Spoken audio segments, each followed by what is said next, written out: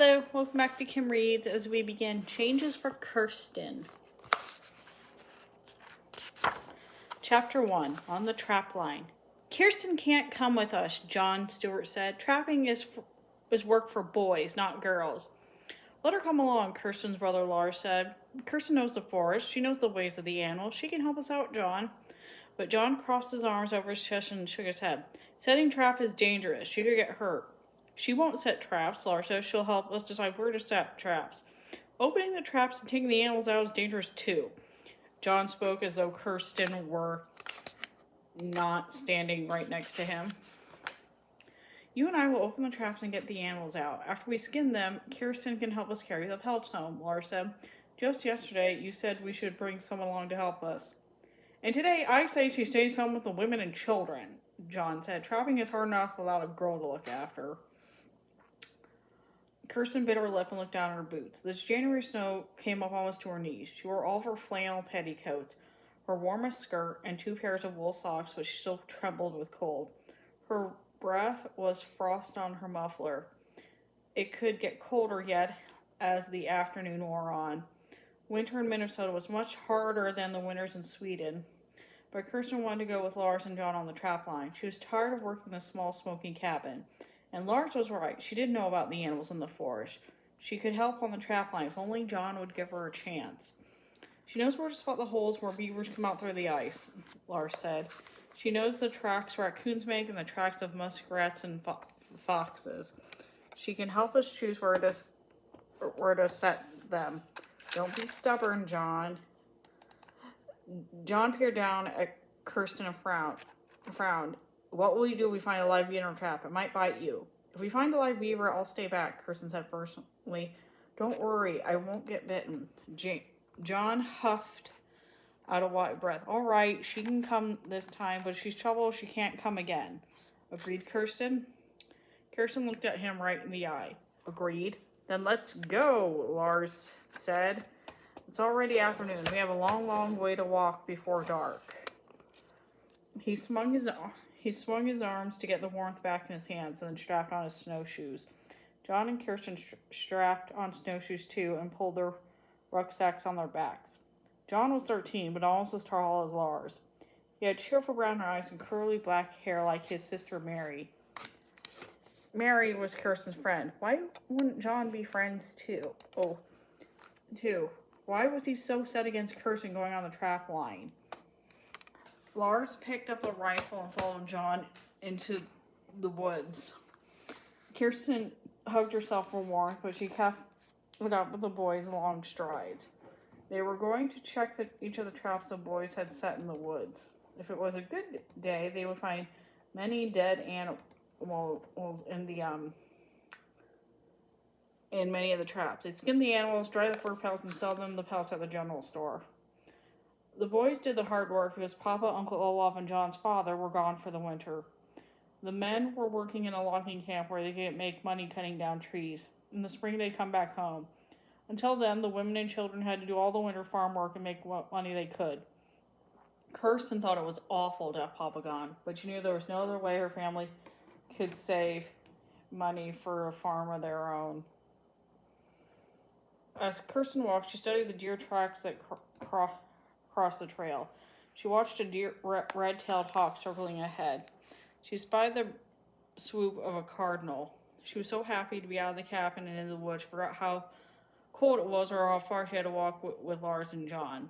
They were in deep woods, far from the cabin, when Kirsten saw something strange. A birch tree bent over by a length of rope stayed in the ground. Lars, John, look, she said. The boy stopped. John didn't seem surprised to see the bent tree and rope. There's a snare trap for mink, he said. A trap made with rope? Kirsten said. All our traps are metal. We set metal traps because they're modern, John said. But old Jack still traps the old-fashioned way, with rope traps. This trap must be one of his.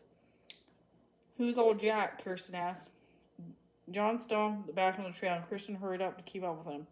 Old Jack is the oldest trapper in these parts, John told her. He came west as an explorer and stayed on. He lives by himself way back in the woods. He doesn't have a family and never did. Old Old Jack dresses in all other clothes the old way. Um, Lars added. Oh, Kirsten said. John grinned over his shoulder and looked at her. There's nothing to be scared of. Old Jack is different, but he's wise. Once he showed me where to set some traps for foxes. He liked to trap mink and martins and fishers. Fur's worth a lot of money. Well, I hope we don't meet up with old Jack. Kirsten said. She peered into the purple shadows of the pines. If we did meet old Jack, he'd give us a hand, John said, but I doubt we'll ever see him. He doesn't like to come where the folks are. As John spoke, Kirsten saw a big jackrabbit jump from under a pine tree. Quickly, she pointed. Lars had a rifle on his shoulder. He took a shot and the rabbit went down.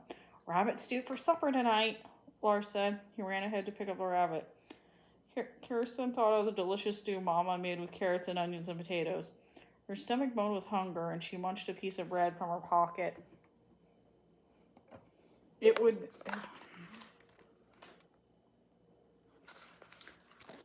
be a long time before they'd be home for supper. Our traps begin in the ravine, Lars said, come on.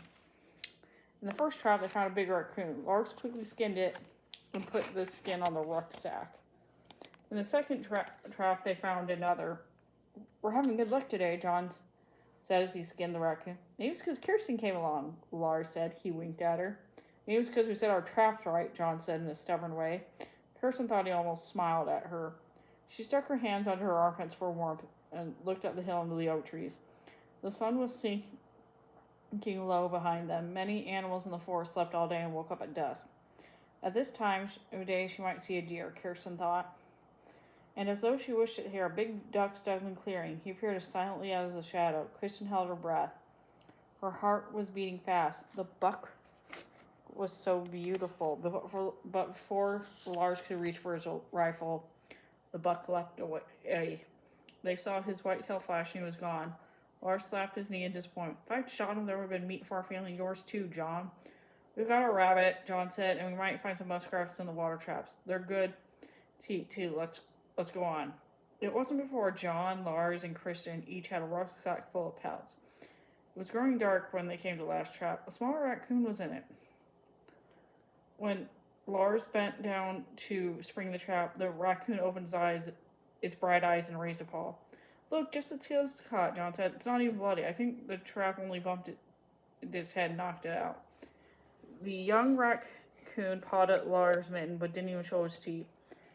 It's dazed, that's all, Lars says. Anyway, it's too little to be worth anything. Let it go. Kirsten knelt down to look at the raccoon. It made a noise like a kitten. Its paw prints in the snow looked like hands. She knew a stunned raccoon wouldn't live long in the woods.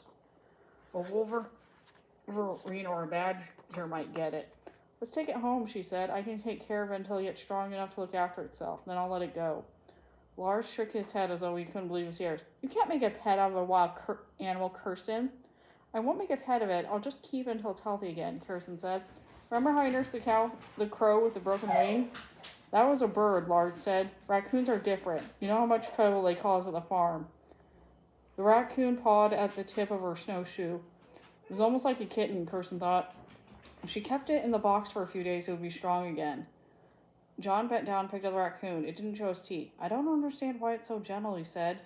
It won't be when it comes to its senses, Lars said. Let's go, John. But instead of letting the raccoon John handed it Kirsten. You do seem to know about animals, Kirsten. Maybe you can help this one.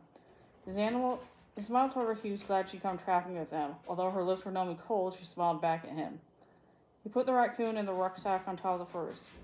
Come on, the moon is up already, she said. Let's hurry home before we get caught in the dark. She wrapped her muffler over her nose and went ahead of the boys down the trail toward the little farm in the valley. And that's the end of that chapter. See you later.